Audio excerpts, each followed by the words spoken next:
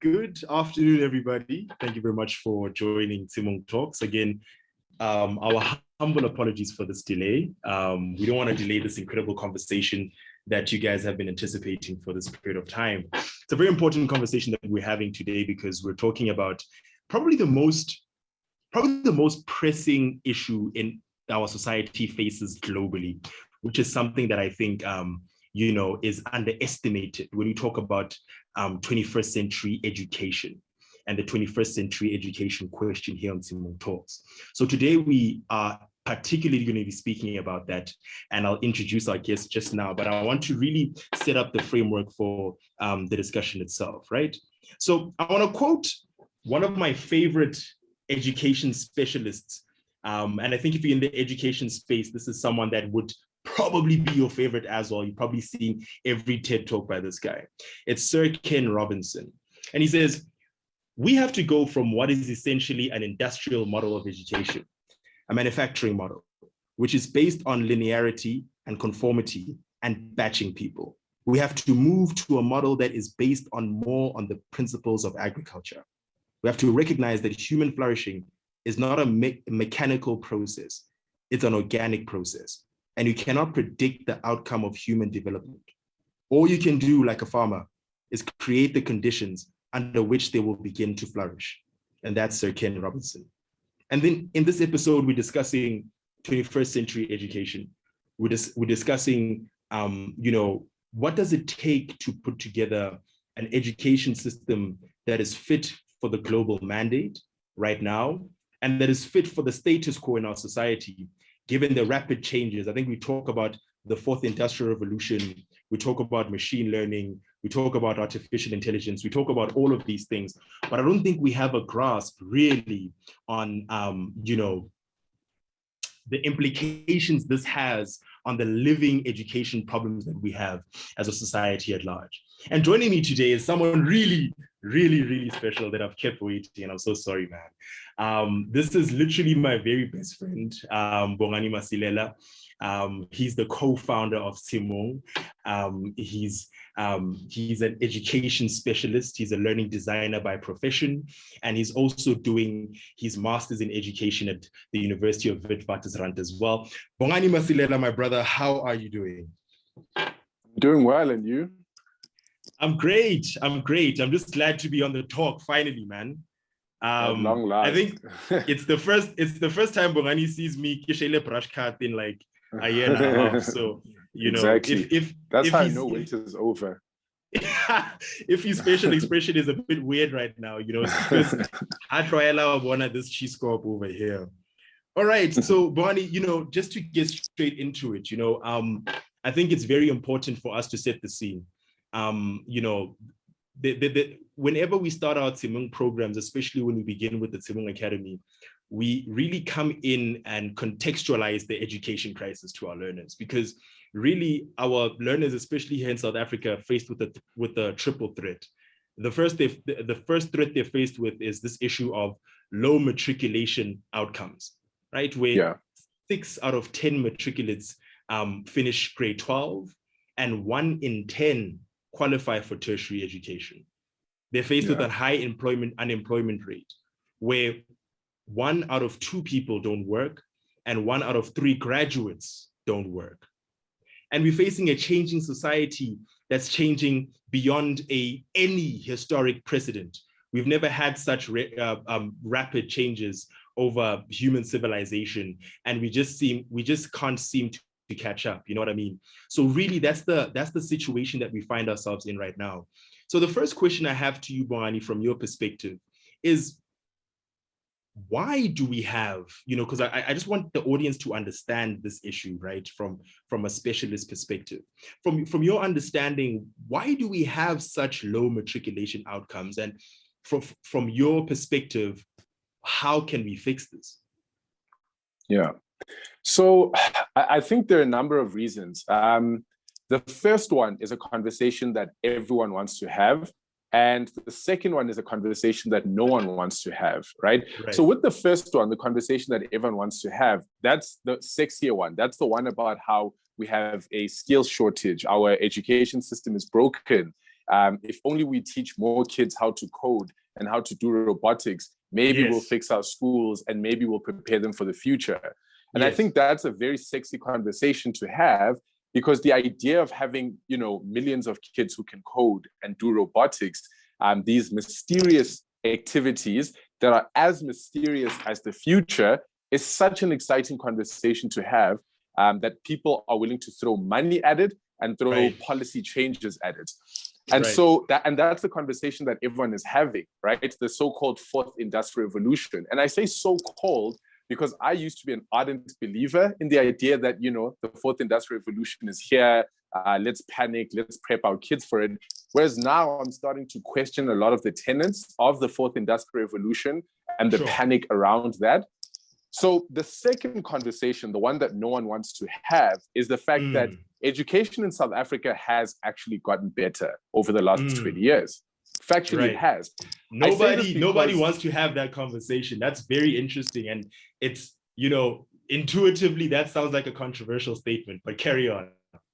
Exactly. It sounds like a controversial statement because, every year we look at our matric pass rate, we're not happy with that. We look at the exemption rate, we're not happy with that. And I'm not necessarily saying that the South African education system is doing the best that it can. Certainly by global standards, it's falling behind in many areas.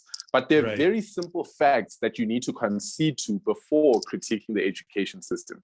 The first one is that we have more literate people than we've ever had in South Africa, right? And that in and of itself is incredible, that over the last 20 to 30 years, we've lifted more people out of illiteracy into literacy than we've ever had in our history. Right? Most of our grandparents to this day probably still can't read, or at least can't read for meaning, right? They're great at, telling oral stories and all of those things, but they can't necessarily read. And I think sometimes we take for granted the education system we had in the past, which excluded, Black people from a good quality education versus what we have now. Most of our kids can read. Most of them can use a smartphone. And again, I don't think people appreciate enough the gravity of kids being able to use TikTok and Facebook and Snapchat, because 100%. Those things look useless. But the fact of the matter is we have a technologically literate, literary population of young people in South Africa right now. And they are, more educated than our parents and our grandparents were.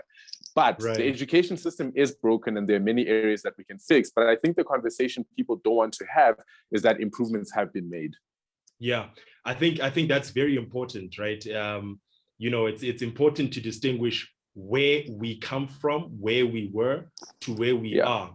And it's also very important to appreciate, in comparison to where we were, the trajectory of where our country was going to go.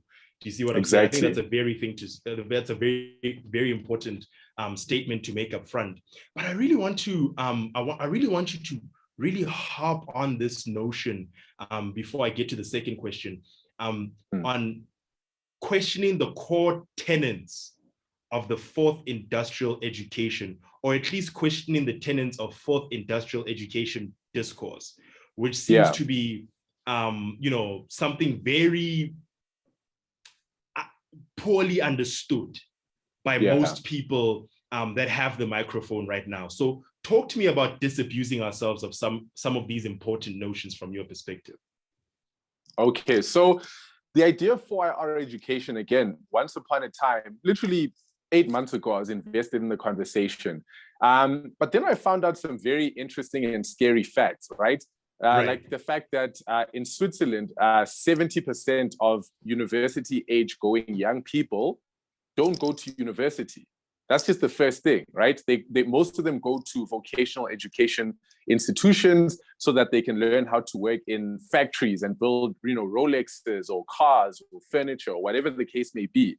And a country like Switzerland, for all intents and purposes, is a model for developed country and developed education system. Absolutely. And they rank pretty highly in global rankings. Germany, about 60% of young people don't go to a traditional university. They do vocational education, and then they do an apprenticeship at a factory. Most of them don't code. Most of them don't do robotics or anything fancy that we're being told is that is part of the discourse right now. And so when I first found out about that, I took a step back and asked myself, why is that the case? Why is it the case that in South Africa, we have entire 4 IR commissions, but in Switzerland, 70% of young people will probably never learn how to code. Instead, they learn how to work in a factory, which we're being told is outdated and is outmodeled and is something that belongs in the 1920s. And the reason for that is very simple. Most developed countries have education systems that don't try to predict the future, but instead try to nurture young people who are capable, young people who love learning, young people who are capable of learning things, and young people who learn things that are appropriate for their economies. What we're trying to do in South Africa, we're trying to do the reverse, where we produce these skills, assuming that producing skills will grow the economy. Whereas in actual fact, we do actually have a glut of IT graduates in South Africa right now who are unemployed. And so the question is the issue that we don't have enough 5th grade teachers teaching kids how to code in their life orientation classes, in their mathematics classes, or is the issue that we don't have a pipeline between education and good dignified jobs? And I think the latter one is a conversation that a lot of people don't want to have. So 4IR education for me is a bit of a, I don't know, I don't want to say it's an entirely useless conversation, right? Because I still want to make my niece and my godson learn how to code. But at the same time, it's like, are we having this conversation because we're scared of the future? Or are we having it because we're responding to something that's happening in industry right now? So, Bongani, you say very, very important things, because I feel like what's happening in South African education in particular, just to kind of echo what you've just said right now, because I'm going to ask you to dig deeper into something else you've just said. Yeah. I feel like the problem with South African education, echoing you, right, is the fact that, so you're saying there's an obsession with the future, but an obsession with the globalized future agenda. So not necessarily an obsession with an intra-African and intra-South African agenda. And I'm saying that to say, the conversation about 4IR education is so rampant right now in SA, but it's in tension with the conversation of reindustrializing South Africa and reindustrializing the continent. And what you're saying is that so-called industrialized countries, right, all they've done in their education system is that they've kept their industrialized base, and they've kept their education system to turn out industry, to keep industry, and to keep that base. Talk to me about, kind of how we can do that kind of thing. How can we marry two existing discourses that seem to be in serious tension right now? Because it doesn't seem like we're going to reindustrialize our continent anytime soon with these conversations in mind. No, that's a very good thing to point out. And I like the fact that you use the word industrialization, right? Because, in my research, I recently found out that Africa right now has a higher proportion of educated people than Europe had at the same level of industrialization, right? So just to repeat that, Africa has more educated people at our current level of industrialization than Europe and Asia had at a similar level of which means we've overeducated our population, ironically enough, right? Like, and I'm not saying that's a bad thing. And again, that would sound like a controversial statement, but carry on. You're helping us unlearn some specific notions that are shoved in our faces. And I'd like to clarify that I don't think it's a bad thing that more kids than ever before in Africa are going to school. I think it's that, the alternative is a miserable life where if you are illiterate, you're not empowered, you're not able to take part in the workplace or in the global community that we live in. So certainly not a bad thing. And we should push for 100% of kids in Africa to get an education. But I find it interesting that we've churned out more educated people than we have built industries that can absorb all of those educated people.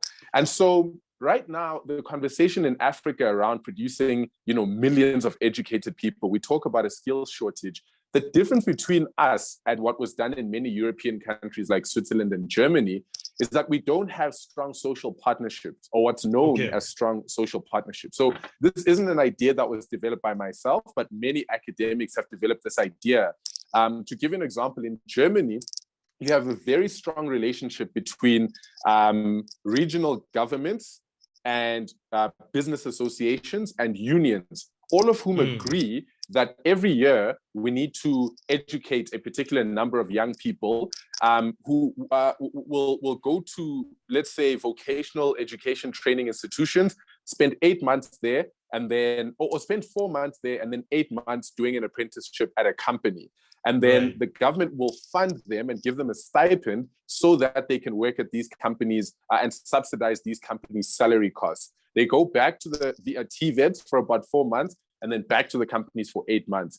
What this social partnership does is that it ensures that there's a virtual cycle of skills attainment, jobs, and so on. In Africa, we don't have a similar social partnership where government, business associations, and workers' associations agree that if we produce 100,000 skilled young people, they will guaranteed have jobs so that they're incentivized to get more skills because they know that there's a job. In our context, we're upskilling and educating young people, but there's no absorption from the side of industry at all. And so this social partnership is non-existent. And, in South Africa, we've tried to build one. The problem, though, to answer your question, is that you can't build one, right? In Europe, it happened over 80 to 100 years organically, where regional governments, business associations all agreed that if we're going to be competitive, this is what we need to do. So top down is a bit difficult to achieve. You need a very organic social partnership to achieve something like that. So, speaking of that, I think this segues us very nicely into the next part of our conversation, because again, on the triple threat issue, the big issue that we're facing in South Africa is the issue of high unemployment. We have one of the highest youth unemployment rates in the world, right? It's a terrible thing. And, you can't avoid the connection between a high unemployment rate and an education system, in as much as you can't avoid a high unemployment rate with industry in and of itself, right? So speak to us about, what are the things that are not working right now in South Africa insofar as causing this high unemployment rate linked to the education system? Maybe you can even make analysis around, comparatively, what do our social partnerships look like in comparison to Germany and Switzerland and the like, and how can we make them work? Because we have all these youth employment stimulus programs, Tshimong is also part of one of these things, you know what I'm saying? Like, they're everywhere. It's the biggest conversation right now. It's the one thing that's going to get the president back into power, right? Is creating all these jobs for young people. But what are we doing wrong? What's missing? Or are we doing something right? Are we on the way to something that's going to make sense? Yeah, I think the one thing we do wrong in South Africa a lot of the time is many South Africans don't realize that we have amazing policies in this country. That's my favorite thing about South Africa, is the imagination of people in government who draw up some of the most amazing policies in the world, in my opinion. Our education policy is pretty strong. I think South Africa has one of the highest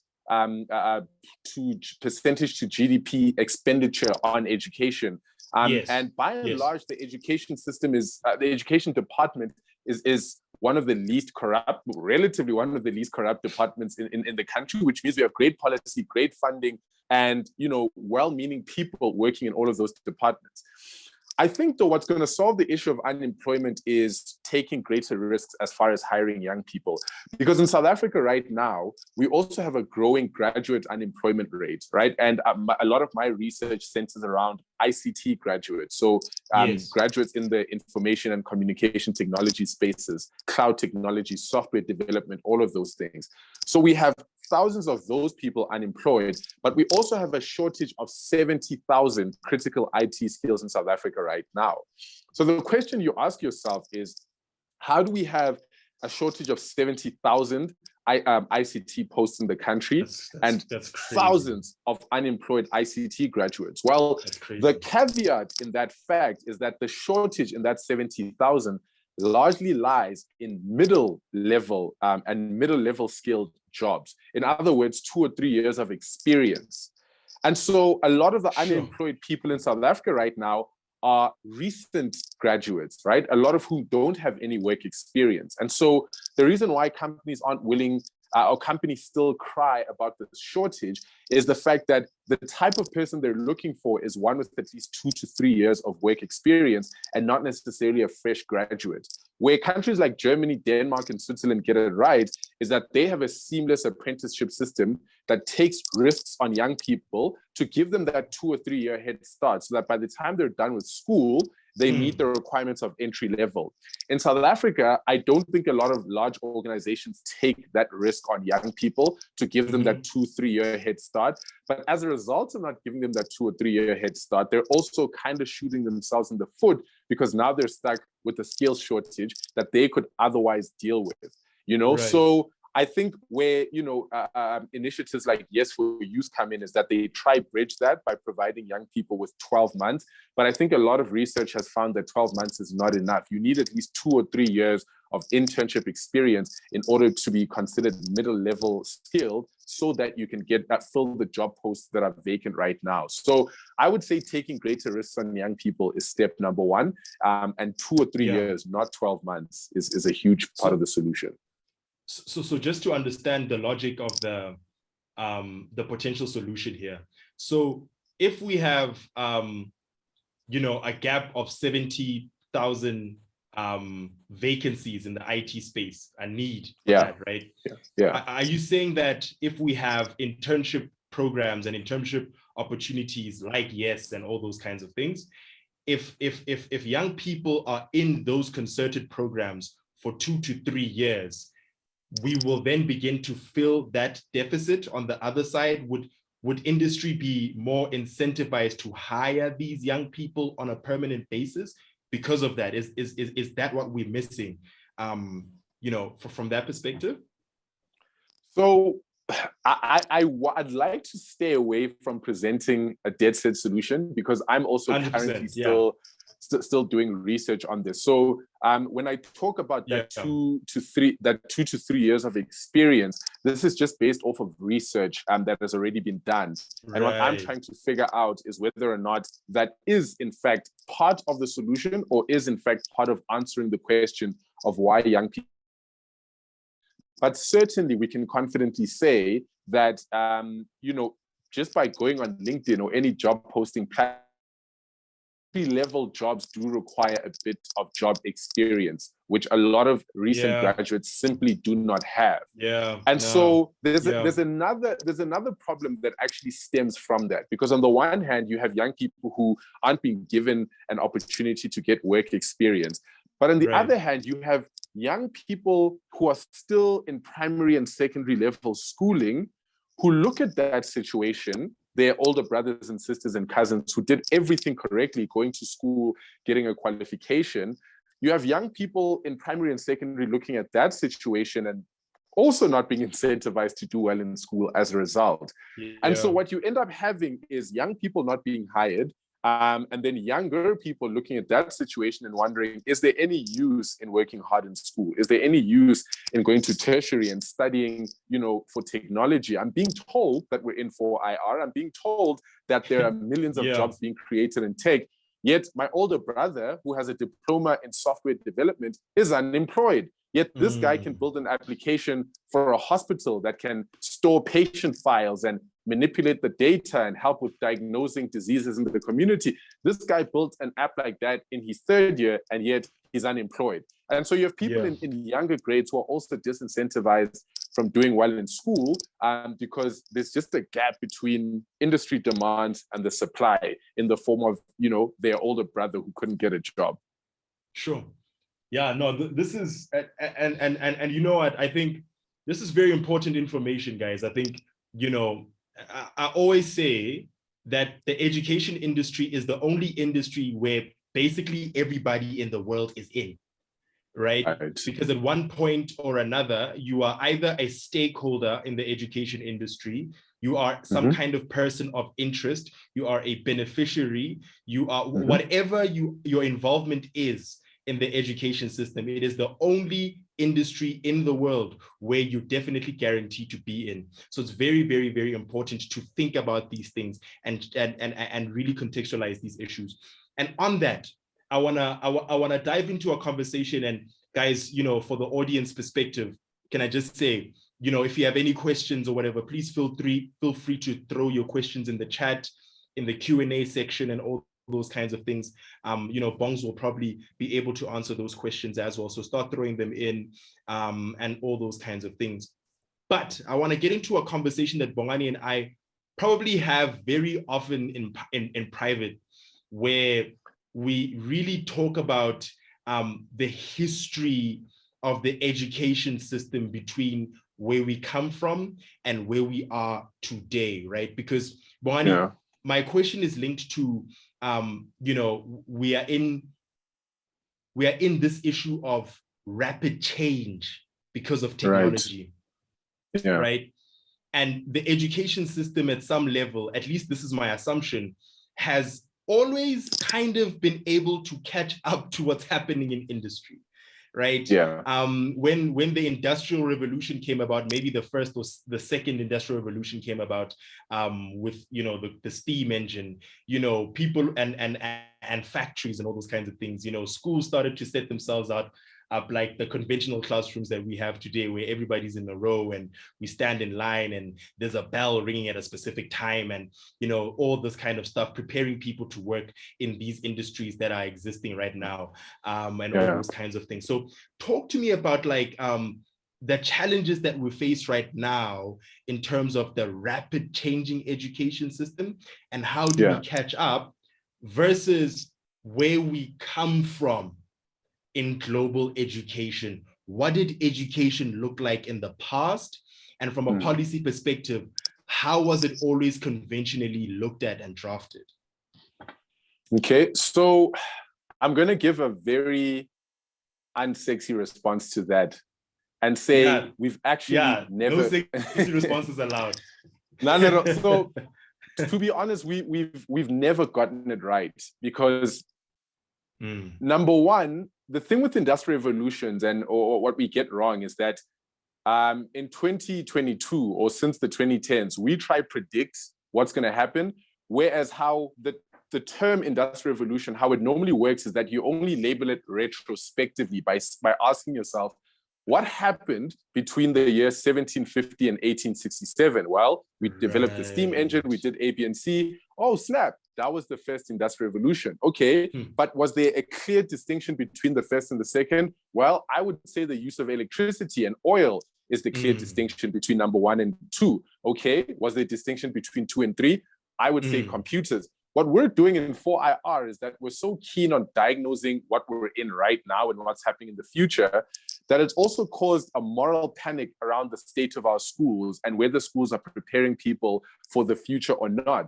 Whereas if you look at the factory model education system, like you mentioned, sitting in rows, bell ringing, 30 kids in a class, teacher teaching, rote learning, that wasn't something that was created in anticipation for an industrial revolution. It was actually created in response to what already existed, which is why at a similar level of industrialization, European countries didn't have anywhere near the number of educated people we have in Africa right now. Why? Because one, most learning actually took place on the job. That's the first thing, is most learning took place on the job. Now, it's not that teachers taught kids how to build cars. Teachers only created an environment where kids learned how to love learning, where they learned how to read, they learned basic skills, they were nurtured, and then kids' minds, were open enough to pick up more skills at a tertiary level, and pick up more skills at work. Even with the internet, to give you a cool example, most CEOs of major tech companies today, Microsoft, Google, all of these companies, if you look at what qualification most of them have, it's engineering, right? Yes. Why is that? Yes. Because in the 1980s, no one could anticipate that the internet would be developed for mass consumption, and that B, you would need millions of coding skills. In the 1980s, engineering was still a very big, popping qualification. So you had this mass of engineers who, when the internet came along, had to pivot and learn on the job in order to align themselves to the needs of industry. No one cried and about the lack of software programmers in the 80s. No one tried to predict the rise of the internet. We worked with what we had. We educated engineers. And when the internet came about in the 90s, all we did was reskill our engineers in the workplace.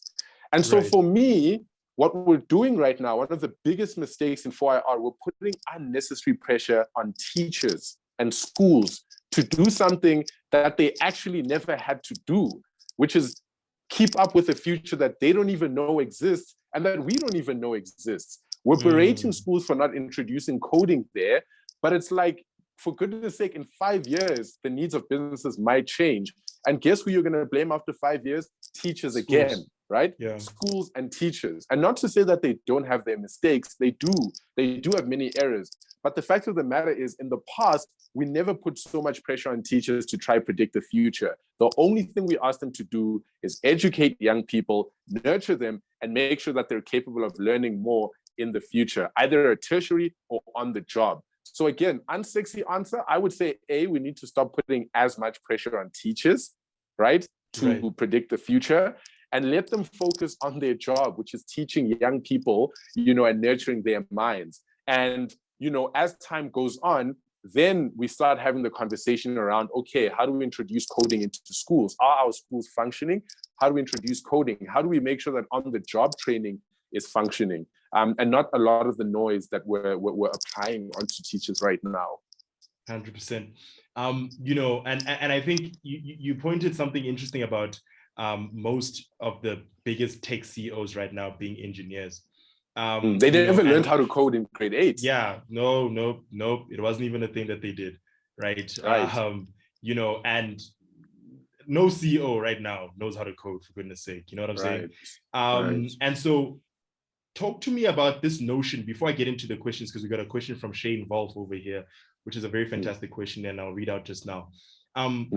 Because one can argue that there are programs, interventions, experiences, degree options that can teach you requisite competencies that can put you in a position to thrive in this current industry that we find ourselves in, right? So someone can say one or two things about engineers, for example, because the fact that they are being taught how to be process thinkers, their psychological infrastructure is really that, right? They can manage large corporations with very complex systems, and they themselves can create complex systems.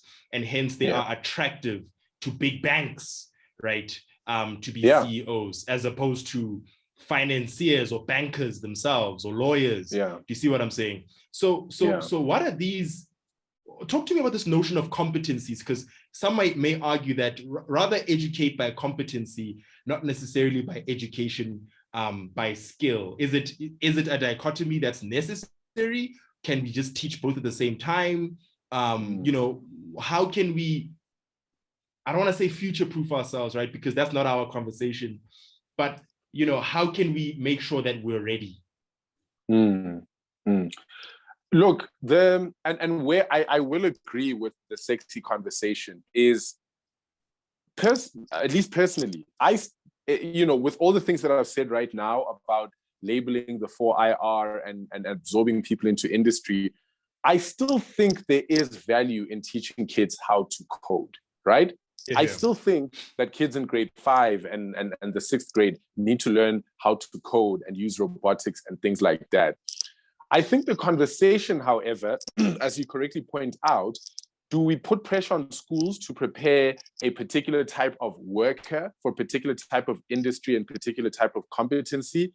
I don't know. I'd argue that the jury is still out on whether that's effective or not, putting pressure on an 8th grade teacher to develop an AI software programmer, because that's what we're going to do in the future.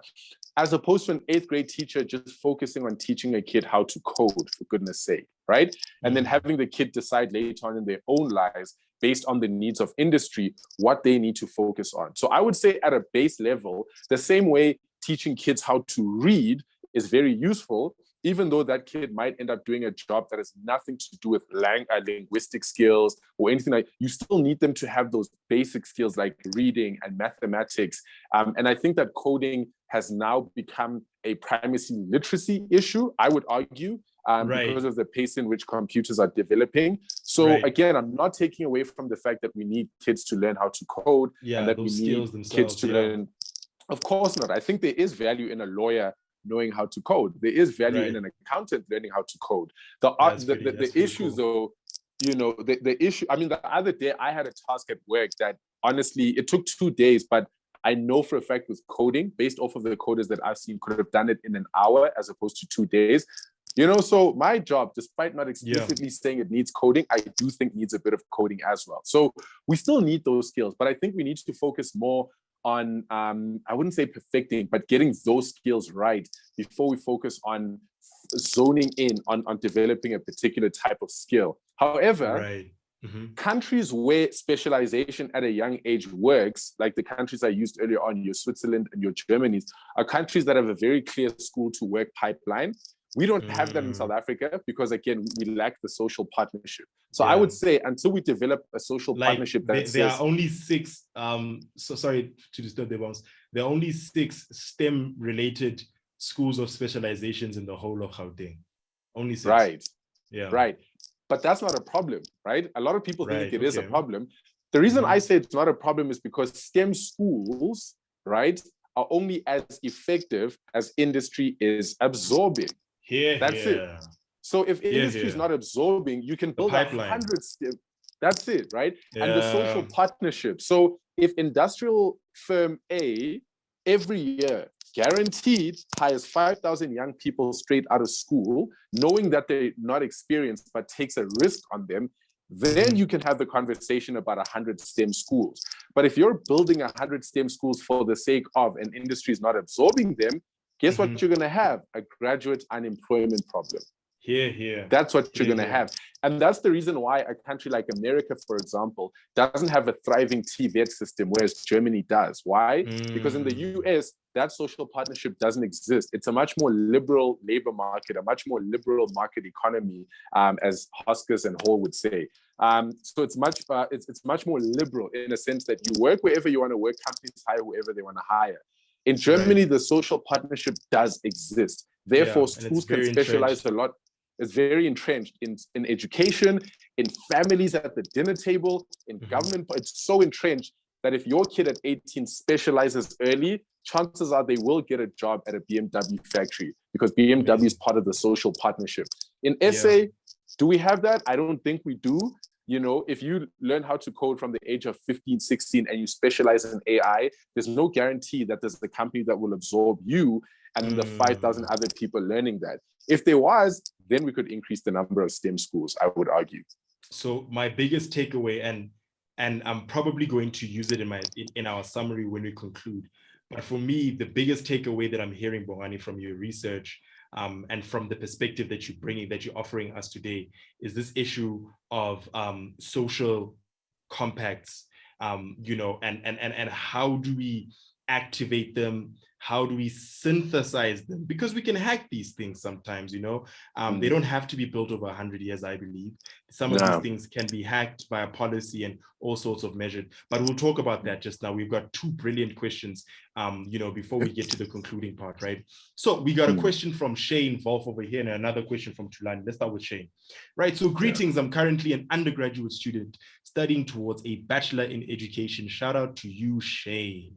Now, my question largely lies on the basis of curriculum.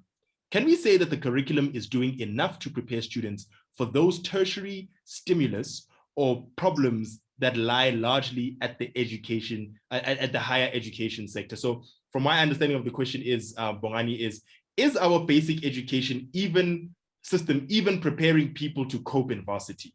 In a world where we want to hyper prioritize varsity, are we even achieving that? And the second question is from Shane is, what is your view on the majority of the teachers poll is only degree holders, and that they're not interested in furthering their studies? And what do you think, do you think teachers should actually further their studies beyond what they have right now, or whatever, right? So those two questions. Are we prepping people for tertiary, assuming that that's the mandate right now? Are we actually doing it? And secondly, is it enough for a teacher to have one degree?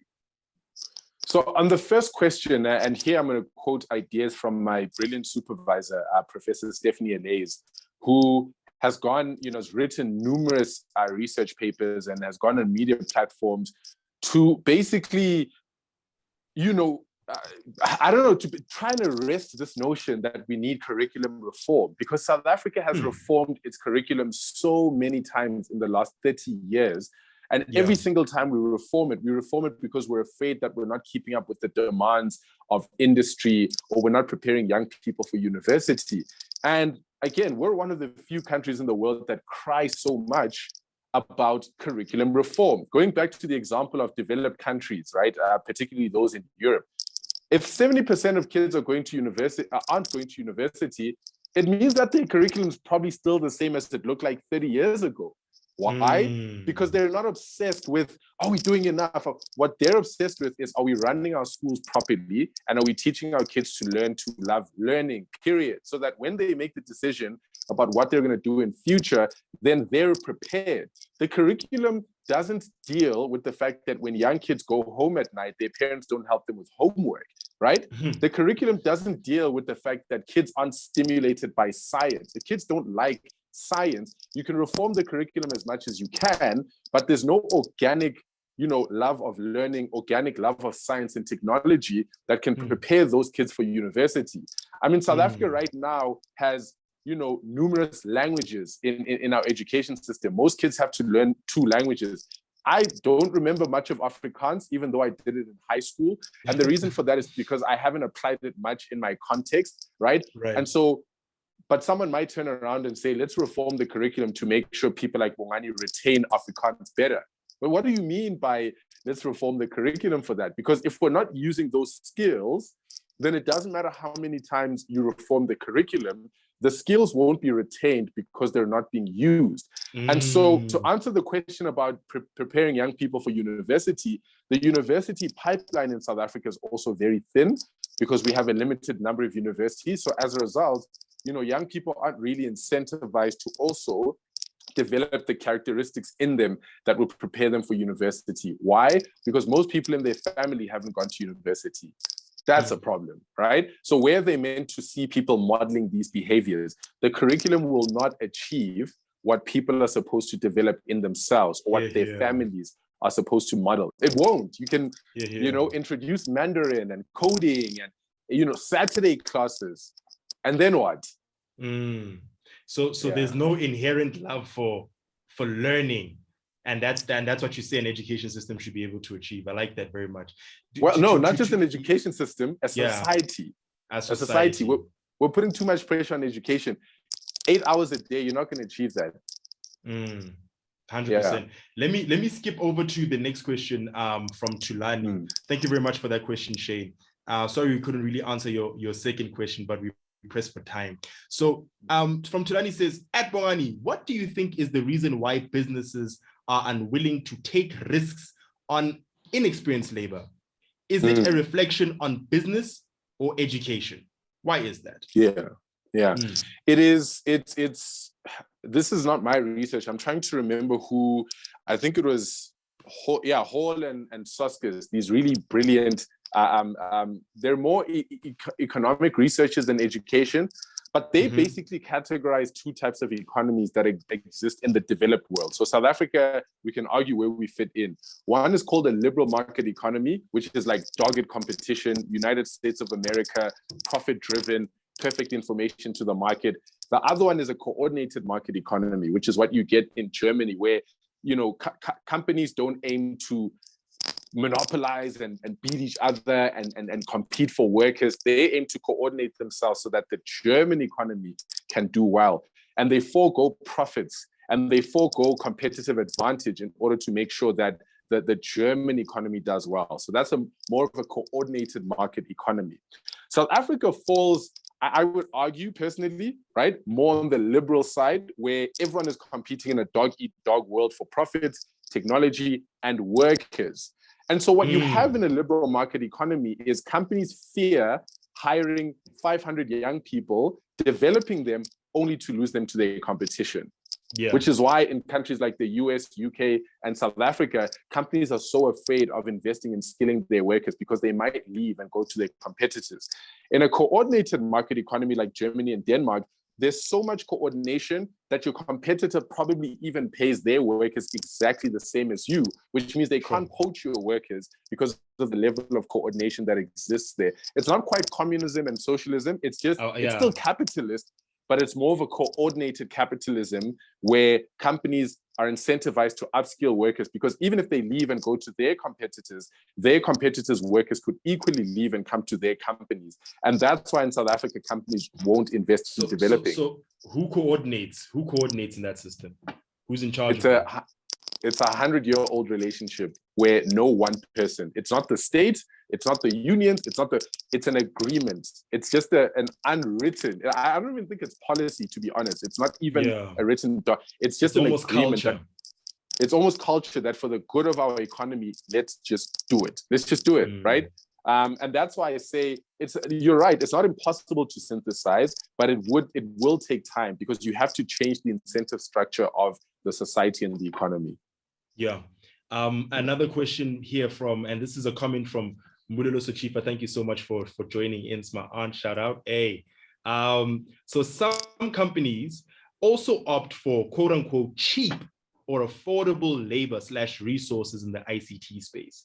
These companies would rather go to India over local South African skills. And I think this goes back to what you were saying, with regards to, the coordinated versus the liberal economy, right? In a world where you have market players that can choose which resources they get, they are likely to choose the cheapest resource. And sometimes the South African resource isn't that cheap. So Bongani, in closing, really, and I think Mulelo's question is going to really help us close, because this is where I want you to land the conversation. Because the big thing, in my opinion, and anyone who's watching can probably agree, that the big thing you've really been harping on is this issue of the social compact, almost this triangular relationship between labor, between education system and government, right? Industry, education system and government, right? Really, really land on the importance of that in order to achieve some kind of solutions to our very basic education problems, right? Because what I'm hearing is that we're missing each other. So we're overproducing this, and there's not enough of that, but we're missing that. Right. There's no conversation with this actor because there was never consultation about the direction where that other actor is going. So how do we achieve this, right? And I think Mulelo's question really helps us couch that question very nicely, because it does speak about the fact that in the end, companies do their own thing. But because that's also because education systems are doing their own thing. That's also because government is doing its own thing. So how do we synthesize it? Let's hack it. How do we hack it, bro? And I think Bulelo's question is a very strong one, because it speaks to the liberal market economy. I go for the cheapest so I can make more profits and clobber my competition. Whereas in Germany, a lot of companies are willing to go for more expensive local labor because it's part of the social agreement. So in South Africa, again, I don't have a solid policy recommendation, but the one thing, and again, my brilliant supervisor keeps emphasizing this, we need to stop rushing to reform things and give them time to settle in. OBE education, rush to change that. CAPS, rush to change that. We rush to change things when they're not working over 5 years, but we forget that a lot of countries that got these things right got them right over decades and decades and decades, until incentive structures developed organically. So the first thing I would say from a policy level is that if we develop what we think is a good policy, let's actually give it time and stop canceling it after 5 years and hoping that if we keep reforming, things will get better, right? So right now, for example, we're not giving businesses enough time to adapt to the current TVET system, to the current university system. We reform it, before they even have a chance to have a say, or they ask for reform before the government has even gotten enough time to get things right. So I think let's stop rushing to change policy and thinking that the solution lies in the content of the document as opposed to in an organic relationship developing over time. So that's how I'd close it off, is we need to stop rushing, because we rush to the sexy response, to the sexy solution, instead of trying to work it out organically through relationships and incentive structures. What you're saying, Bongani, is very important, because this posture that we assume, this posture where we basically design policy by popular discourse. Right. We don't design policy by principle, or we don't design policy by objective outcome and incentive. Right? That exists. And so that thing must stop, because in the end, if we keep rushing and if we keep hopping onto new conversations prematurely, what happens is that funds go onto the wrong things all the time, which perpetuates the problem with the education system right now. And people keep slipping through the cracks. So, Bongani, thank you very much for your contributions to to this episode of Tshimong Talks. I think it's very important, especially for those who are in the education space, again, which is everybody in the world, to be honest with you. And everybody is a person of interest in education globally. So these are very important conversations to have within our lexicon. And these are things that we don't often prioritize. So Bongani, I really appreciate your insights, and I appreciate you sharing your research and generally lending us your credibility. It's been really amazing. Thank you so much for having me. Thank you, Bongani. And guys, thank you very much for tuning in. Remember, the podcast episode is going to be coming out very soon, so always look out for that. We always have a podcast version coming out, from these live conversations that we have. Feel free to jump on UJ Library's Facebook page as well, and YouTube, which is actually where it's streaming live right now, to share this conversation. And to have these conversations continuously, right? I'd like to thank the entire team, really, that puts together Tshimong Talks all the time, from Engage Africa Media and the people at Tshimong, Tato Mutsusi, Tabo Masilela, Mukwena Moloto, Mohale Rasihala.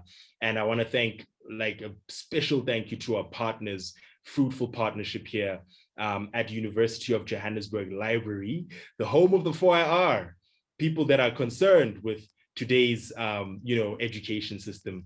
And also, most importantly, I'd like to thank all those that have tuned in and that have become regular fans of Tshimong Talks, that come in on a monthly basis to tune in to these very important conversations that we would have in the debate room, but now we've popularized them all together.